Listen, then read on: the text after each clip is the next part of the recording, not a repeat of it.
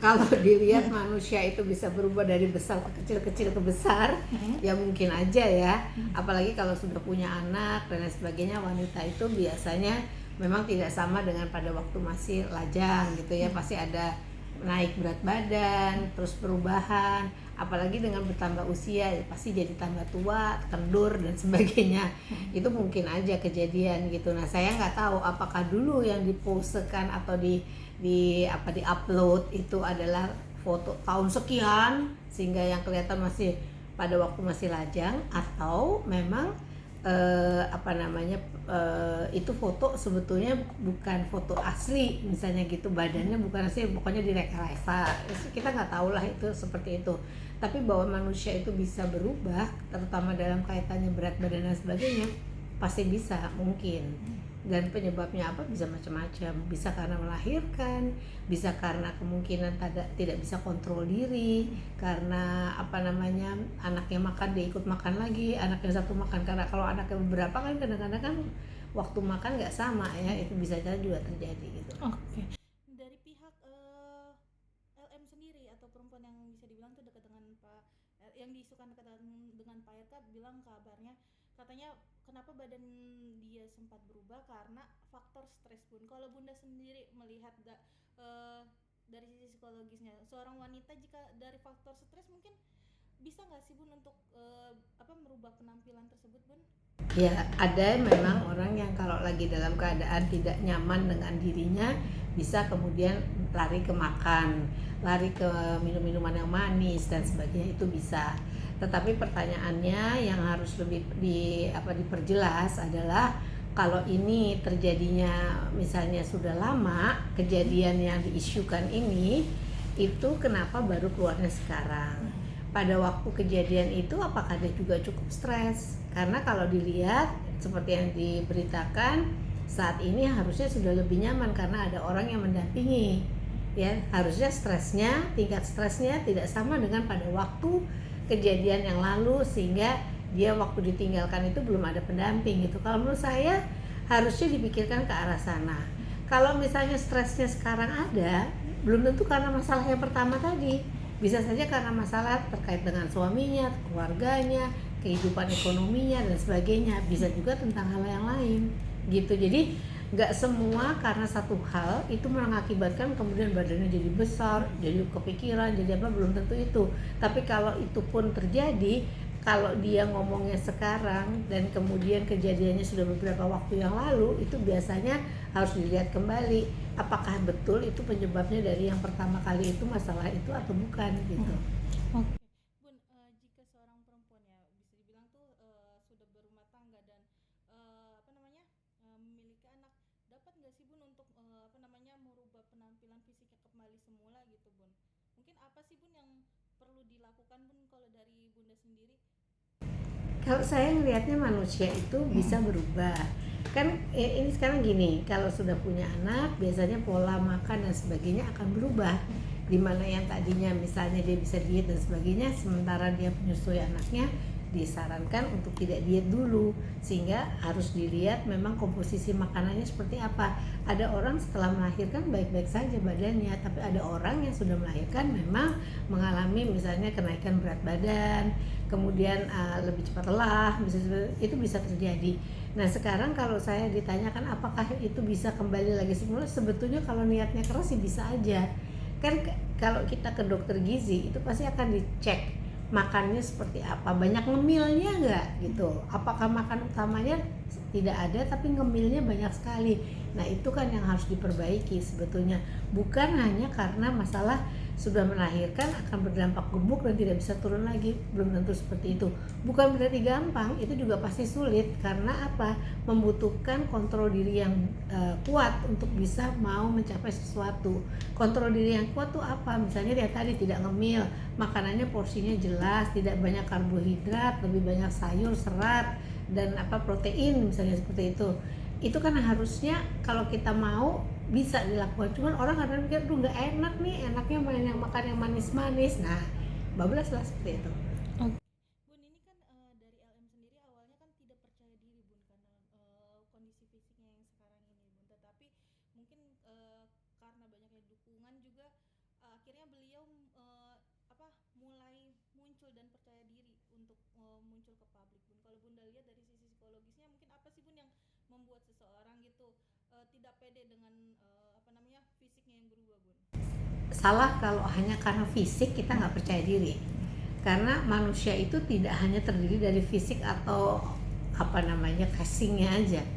Manusia itu terdiri dari kapasitas kemampuannya yang lain yang harus dia temukan, misalnya kemampuannya dia untuk bergaul dengan orang baik, berempatinya bagus, kemudian tenggang rasa, sosialnya oke. Itu harus jadi penilaian dibanding hanya menilai dirinya sebagai orang yang gemuk. Maka kalau kita di dalam konsep diri, pertama yang harus kita bantu untuk dibetulkan adalah konsep dirinya dulu sebelum dia sampai percaya diri.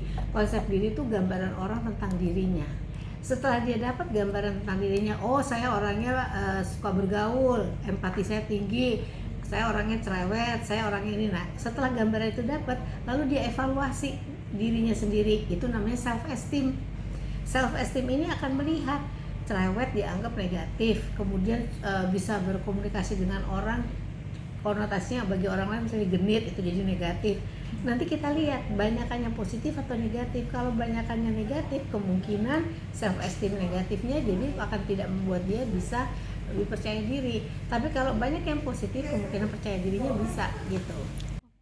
Oke bun, tapi dibalik ini semua ya bun, melihat dari kasusnya Pak RK dengan bisa dibilang tuh diisukan berselingkuh dengan wanita lain, mungkin bunda melihatnya seperti apa sih bun? Apalagi kan ini kasus bisa dibilang tuh sudah berjalan 4 tahun belakangan ini ya, dari tahun 2021 bun. Tetapi dari pihak yang diisukan berselingkuh dengan Pak RK sendiri ya ini LM sendiri baru menguaknya sekarang bun. Kalau bunda melihat sendiri mungkin seperti apa nih bun? Saya nggak tahu nih apakah penyebabnya ini, apa karena misalnya keran donasi uang per bulannya habis, tidak ada lagi, atau apa gitu. Saya nggak tahu apa yang membuat dia kemudian jadi naik ke permukaan dengan mempermalukan. Itu kan sebenarnya mempermalukan dirinya sendiri juga gitu ya, dengan aib ini dibuka. Tidak hanya yang laki tapi juga yang perempuan. Tapi yang namanya selingkuh di mana-mana tetap negatif, tetap dosa, tetap itu kalau dari sisi moral adalah perbuatan buruk, bukan perbuatan baik. Nah, jadi kalau misalnya kita melihat dari sisi itu, bahwa ini memang sudah sesuatu yang tidak baik, tapi kemudian diungkap sekarang, itu yang mesti dicari tahu. Kenapa dia ada dendam tertentu sekarang sehingga dia kemungkinan keluar dari persembunyiannya, atau ada apa gitu. Karena kalau saya ngelihatnya, orang kalau stres itu harusnya dari awal nih, pada waktu kejadian masalah itu ada, bukan pada waktu sudah lama berjalan. Karena biasanya manusia kalau sudah lama ada adaptasi dengan situasi itu. Tapi kalau baru-baru itu biasanya kemungkinan lebih heboh gitu. Saya nggak tahu nih kenapa dulu nggak ada, sekarang kok ada gitu. Dan kalau saya ngelihatnya, kalaupun sekarang dia mau mencari sesuatu untuk bisa mempertahankan tentang anak dan sebagainya, sebetulnya iya. Tetapi kerugiannya, dampaknya untuk dia kelihatannya jadi lebih banyak daripada keuntungannya. Karena semua menyorot nanti apa kata anaknya kalau kita nggak bisa mengubah atau membuang jejak digital. Oke. Mungkin ini juga dari sisi anak ya bun ya, menjadi suatu yang tadi bunda bilang jejak digital juga nggak sih bun untuk si anak, apalagi jika nantinya memang anak tersebut memang tidak terbukti anak Pak RK, mungkin seperti apa nih bun yang harus dilakukan? Berdampak kepada anak ini gitu. Dan dia kan diasuh oleh seorang ibu. Nah, orang nggak tahu nih bapaknya yang baru apakah dia perhatian juga sama anak ini apa tidak. Tetapi pada waktu diasuh oleh orang tua, itu kan orang tua adalah contoh. Kalau orang tua memberikan contoh yang negatif, pasti akan berdampak pada anaknya juga gitu. Sudah itu ditambah kemudian dia punya gambaran bahwa dia anak yang tidak diinginkan, misalnya kayak gitu. Kalau dia nanti bisa mengurut lagi tentang jejak-jejak digital ini, jadi memang harusnya orang tuanya yang hati-hati melindungi anak, jangan sampai dia punya impact negatif terhadap dirinya akibat hebohnya di dunia ini. Oke. Selain kepada anaknya, salah satunya juga kepada pasangan dari Pak RK, yaitu Bu Cinta atau Bu Atalia. Mungkin melihatnya dari sisi seorang istri mungkin seperti apa sih bun, apalagi kan ini kan isunya heboh ya tentang perselingkuhan ya bun ya, yang sudah terjadi tuh 4 tahun yang lalu. Mungkin gak sih bun seorang bisa bilang dari seorang istri tersebut mampu memaafkan pasangannya bun? Kalau memaafkan saya nggak tahu ya, mesti tanya sama orangnya.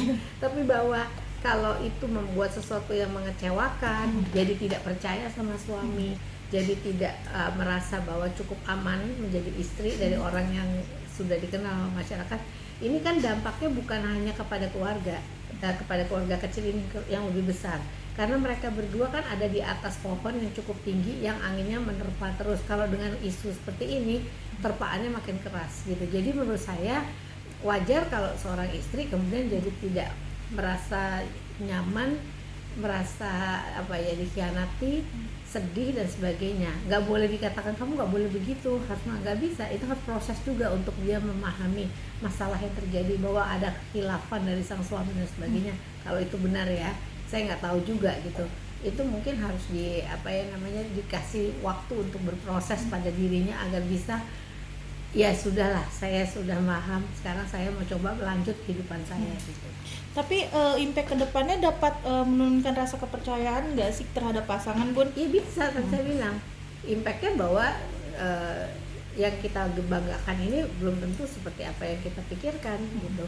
Makanya saya selalu bilang kalau ada orang mengidolakan orang lain, jangan orangnya. Selama dia orang bukan nabi, masih bisa kemungkinan bikin kesalahan. Orang kalau diidolakan adalah sikap-sikapnya. Misalnya orangnya baik, orangnya kemudian memiliki nilai-nilai moral yang tinggi, orangnya senang membantu orang lain, itu yang diidolakan. Tapi bukan sosok pribadi orang itu secara utuh, tapi bagian-bagian dari, karena selama dia masih manusia pasti ada nilai negatifnya juga dalam dirinya. Gitu.